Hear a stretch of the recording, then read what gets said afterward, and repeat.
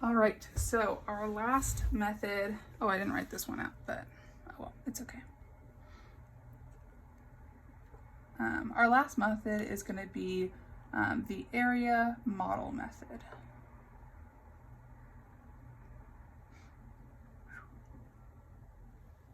Perfect. Okay. So the area model method basically gives a visual representation of the partial products method. Because we're setting up a physical like picture of the partial products method. So let's go ahead and set that up so you can see what I mean. So we're working with the same problem, 54 times 321. We want to figure out what that's equal to. Now we've solved it twice, so we should know what it's equal to. But let's solve it one more time. So we can set up our, it needs to be much bigger than that. I originally had this like a rectangle, like horizontally, but I'm going to do it the other way because I feel like it would work better for this setup. So we are going to divide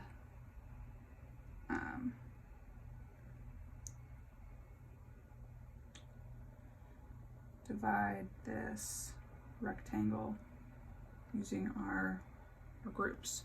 So here is going to be 50 and 4, because 54 is basically 50 plus 4. What the area model method does is break numbers up into easier to work with numbers, and then multiply them by all the other numbers on our other side of our model. So here we have 54 is 50 and 4, and then let's break up 321. So that's going to be, here's going to be our 1, and then here we'll have our 20, and then this larger portion will be 300. So 321 is going to be 300 plus 20 plus 1. And now basically what we do is go to each square and multiply the two numbers on either side of the square. So for example, this one's going to be 50 times 300. But if we go down to this square, it's going to be 50 times 20. If we go over to this column, we have 4 times 20 for this square, 4 times 1 for this square, 4 times 300 for this square. Well, technically they're actually not squares, but you get the picture. So let's start. So for our problem right here, 50 times 300, that's going to give us 15,000. For this section right here, 50 times 20 is going to give us 1,000, and 50 times 1 is just going to equal 50. Oh, I was really trying hard not to smear it, but oh well, that's okay. It's okay.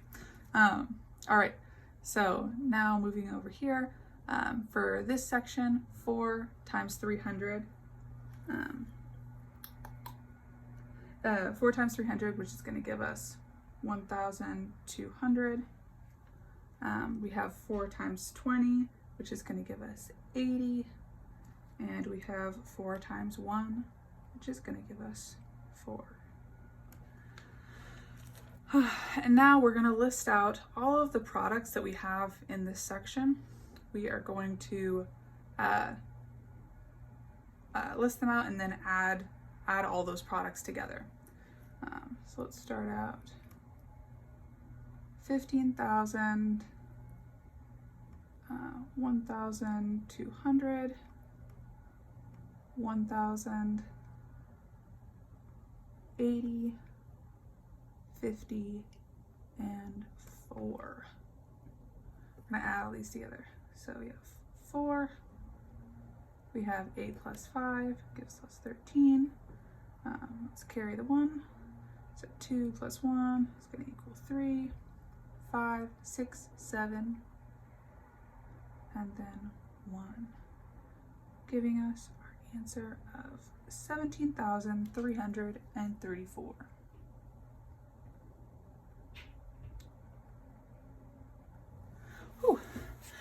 So summarizing the area model method, basically what we're doing when we were finding the product for each of these sections is similar to calculating the area of a rectangle. If the side of the rectangle was 50 times, or not 50 times 4. If this side of the rectangle was 54 inches, or whatever measurement of unit you want, and this side of the rectangle was 321, we could find the area by multiplying 54 times 321, which we now know is 17,334. Basically breaking that down, because it's kind of a harder problem, you're finding the area of smaller rectangles within that big rectangle and adding all those areas up together, if that makes sense. So like this one, if we just had a side of 50 and a side of 300, 50 times 300 is equal to 15,000. And we add up all of our other areas, that'll give us our final product, our big area of 17,334. Whatever units of measurement you please.